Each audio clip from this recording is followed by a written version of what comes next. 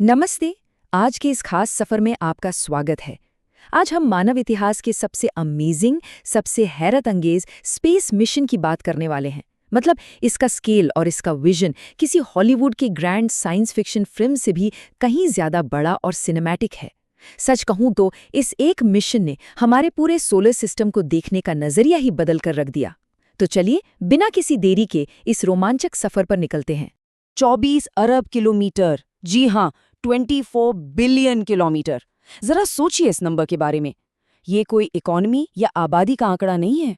ये वो दूरी है जहां 1970s के दशक की हमारी यानी इंसानों की बनाई हुई एक मशीन इस वक्त अंतरिक्ष के उस गहरे, ठंडे और घने अंधेरे में बिल्कुल अकेली आगे बढ़ती जा रही है ना रोंगटे खड़े कर देने वाली बात। 47 साल पुराना चमत्कार, एक अकल्पनीय यात्रा। देखिए, 1977 में जब इस वॉयेजर मिशन को लॉन्च किया गया था ना, तब हमारे पास ना तो स्मार्टफोन थे, ना इंटरनेट और ना ही कोई जीपीएस। फिर भी एक पुरानी विंटेज कार के साइज की ये मशीन लगभग आधी सदी बाद भी आज तक जिंदा है और हमें सिग्नल भेज रही है। और ये सब शुरू कैसे हुआ, चलिए देखते हैं। ग्रहों का एक दुर्लभ संरेखण, जीवन में एक बार मिलने वाला मौका। बात 1960 के दशक की है। नासा के एक बहुत ही ब्रिलियंट इंजीनियर थे गैरी फ्लैंड्रो। उन्होंने स्पेस में एक ऐसी खगोलीय घटना, एक ऐसे कॉस्मिक इवेंट का पता लगाया जिसने सच में स्पेस एक्सप्लोरेशन का पूरा इतिहास ही पलट दिया। गैरी ने अपनी कैलकुलेशन से गजब की चीज नोटिस की। उन्होंने देखा कि हमारे सोलर सिस्टम के 4 सबसे बड़े प्लैनेट्स जुपिटर, सैटर्न, यूरेनस और नेपच्यून एक बहुत ही खास अलाइनमेंट में आ रहे थे। मतलब वो एक सीध में आ रहे थे।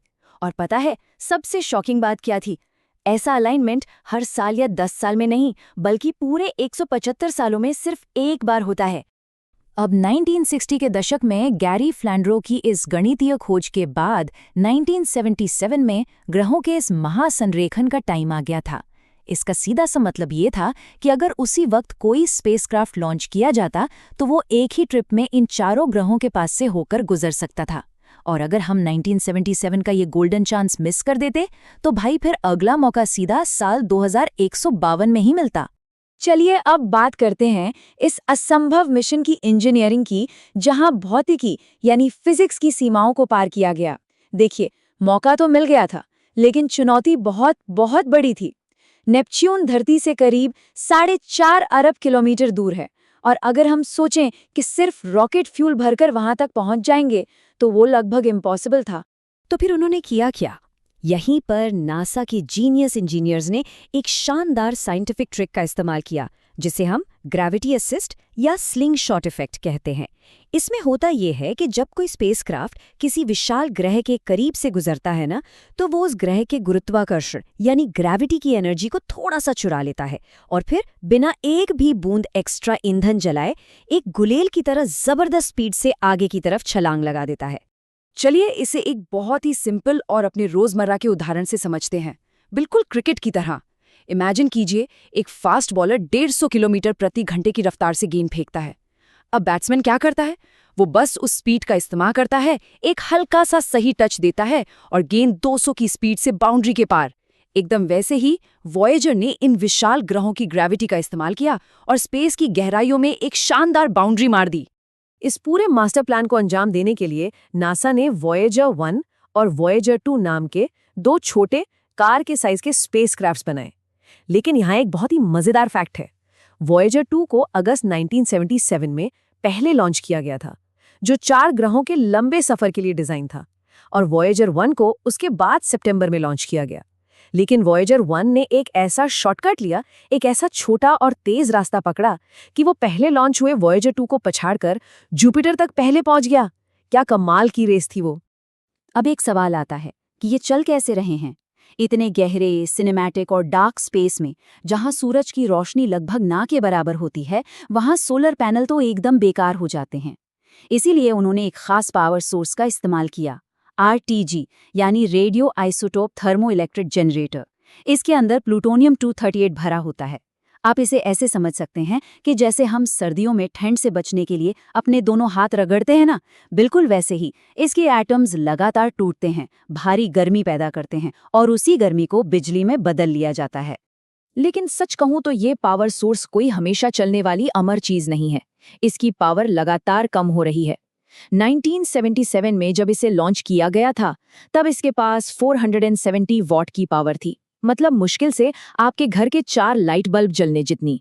और आज की तारीख में ये गिरकर सिर्फ 250 वॉट के आसपास रह गई है। इसी वजह से आज नासा के इंजीनियर्स को भारी मन से इसके एक एक करके सारे उपकरण बंद करने पड़ रहे हैं, ताकि ये किसी भी तरह बस जिंदा रह सके। अब पावर की इतनी भयंकर कमी है, लेकिन फिर भी इसका धरती से बात करने का तरीका आपको और हैरान कर देगा। वॉयेजर आज भी हम तक सिग्नल भेजता है, लेकिन क्या आप अंदाजा लगा सकते हैं कि उस सिग्नल की ताकत कितनी है? सिर्फ 23 वॉट। जी हाँ, 23 वॉट। इमेजिन कीजिए, ये पावर आपके घर के फ्रिज के अंदर जलने वाले उस छोटे से बल्ब से भी कम है।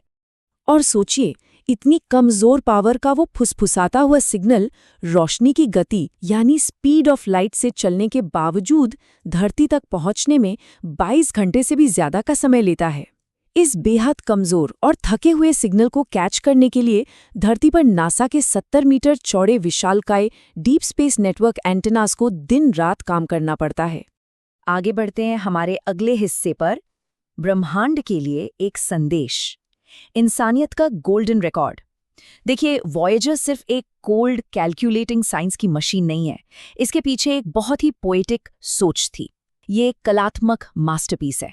इंजीनियर्स ने इसके साथ अंतरिक्ष की गहराइयों में एक ऐसा मैसेज भेजा है जो शायद तब भी स्पेस में तैरता रहेगा जब हमारी धरती का नामो निशान भी नहीं होगा। इस स्पेसक्राफ्ट के साथ जो गोल्डन रिकॉर्ड भेजा गया है ना, वो दरअसल एक 12 इंच की गोल्ड प्लेटेड तांबे की डिस्क है। आप इसे इंसानियत का टाइम कैप्सूल मान लीजिए। इसके अंदर हमारी धरती की 150 तस्वीरें हैं, प्रकृति की आवाजें हैं, बेहतरीन संगीत है और साथ ही इसे चलाने के निर्देश भी हैं। और सबसे खूबसूरत बात, इसमें 55 अलग अलग भाषाओं में अभिवादन रिकॉर्ड किए गए हैं, जिसमें अपनी हिंदी का एक बहुत ही प्यार भरा नमस्ते भी शामिल है। ये सच में एलियंस के लिए समंदर में फेंकी गई एक मैसेज इन अ बॉटल की तरह है। चलिए अब वॉयेजर के उस सफर पर चलते हैं जिसने असली तहलका मचा दिया। जुपिटर पर चौंकाने वाली खोजें और विज्ञान की किताबों को फिर से लिखना। जब मार्च 1979 में वॉयेजर 1 फाइनली जुपिटर के पास पहुंचा, तो उसने वहां से जो क्लोजअप तस्वीरें भेजी ना, यकीन मानिए उन तस्वीरों ने हमारे सोलर सिस्टम की समझ को पूरी तरह से हिला के रख दिया। जुपिटर कितना विशाल है, इसका अंदाजा आप इसी बात से लगा सकते हैं कि अगर इस गैस के बने महाकाय ग्रह को अंदर से खोखला कर दिया जाए तो इसके अंदर हमारी 1300 पृथ्वियां, जी हाँ 1300 अर्थ्स आसानी से समा सकती हैं। वॉयेजर के कैमरों ने इस सिनेमैटिक और विशालकाय ग्रह को पहली बार इंसानों के लिए इतने करीब से देखा था। जुपिटर पर एक और चीज थी जिसने सबके होश उड़ा दिए, the great red spot. Voyager ने इस विशालकाय तूफान की ऐसी रोंगटे खड़े कर देने वाली डिटेल्स दुनिया को दिखाई जो पहले कभी नहीं देखी गई थी। आपको पता है ये तूफान कितना बड़ा है? इतना बड़ा कि इसमें हमारी 2 पूरी पृथ्वियां एक साथ डूब जाएं।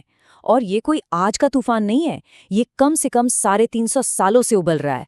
मतलब जब भारत में मुगल काल चल रहा था, ये तूफान तब से वहां लगातार कहर बरपा रहा है। लेकिन सरप्राइज का सिलसिला यहीं खत्म नहीं हुआ। डीप स्पेस के ये सरप्राइज एक के बाद एक आ रहे थे।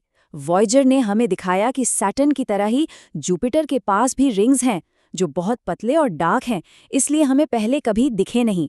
और सबसे बड़ा झटका तो तब लगा जब जुपिटर के एक चांद, जिसका नाम आयो है, उस पर एक्टिव ज्वालामुखी फटते हुए देखे गए। दोस्तों, ये कोई छोटी बात नहीं थी। ये इतिहास में पहली बार था जब धरती के बाहर पूरे ब्रह्मांड में कहीं सक्रिय ज्वालामुखी खोजे गए थे। अब आपके मन में भी ये सवाल आ रहा होगा कि भाई स्पेस की इतनी जमा देने वाली ठंड में ज्वालामुखी कैसे फट सकते हैं? तो इसका साइंटिफिक जवाब है टाइडल हीटिंग। दरअसल जुपिटर की ग्रेविटी इतनी ज्यादा पावरफुल है कि वो आयो चांद को एक रबर की गेंद की तरह लगातार अपनी तरफ खींचती और दबाती रहती है। इस लगातार होने वाले खिंचाव और घर्षण से उसके कोर के अंदर इतनी भयंकर गर्मी पैदा होती है कि वो ज्वालामुखी बनकर सतह से बाहर फट पड़ती है। और यही सेम टाइडल हीटिंग का जादू जुपिटर के एक और चांद पर भी देखने को मिला, यूरोपा। यूरोपा की सतह ऊपर से पूरी तरह बर्फ से ढकी हुई है, लेकिन वॉयेजर की तस्वीरों और डेटा ने ये साबित कर दिया कि उस बर्फ की मोटी और सख्त परत के ठीक नीचे लिक्विड पानी का एक बहुत ही विशाल और गहरा समुद्र मौजूद है, जो उसी टाइडल हीटिंग की वजह से आज तक जमने से बचा हुआ है।